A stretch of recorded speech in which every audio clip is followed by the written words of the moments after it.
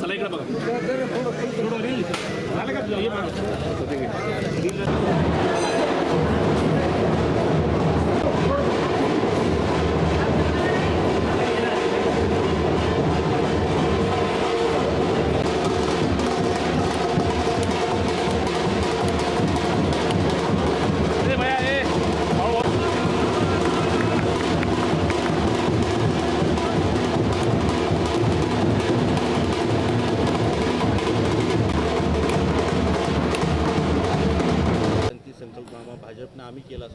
नाही नाही, भारतीय जनता पार्टी म्हणून तो संकल्पनामा आहे.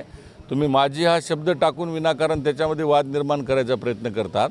तो भाजपचा, भारतीय जनता पार्टीचा संकल्पनामा आहे आणि त्याच्यामध्ये सरळ सरळ मोदीजींपासून ते देवेंद्रजींपर्यंत, माननीय अशोकरावजी चव्हाण साहेबांपर्यंत सगळ्यांनी आपापल्या पद्धतीनं जे जे काही कामं केलेले आहेत या नांदेड जिल्ह्यासाठी, त्याचा संकल्प त्यांनी मांडलेला आहे. त्याच्यामध्ये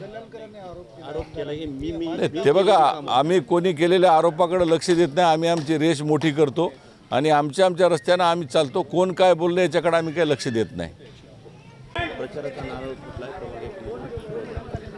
प्रभाग क्रमांक 1 मध्ये नांदेड वाघाळा महानगरपालिकेच्या प्रचाराचा नारळ फोडताना मला अतिशय आनंद होत आहे की आमची सगळी भारतीय जनता पार्टीची टीम आज एकत्रित एका दिलाने पूर्णपणे काम करत आहे.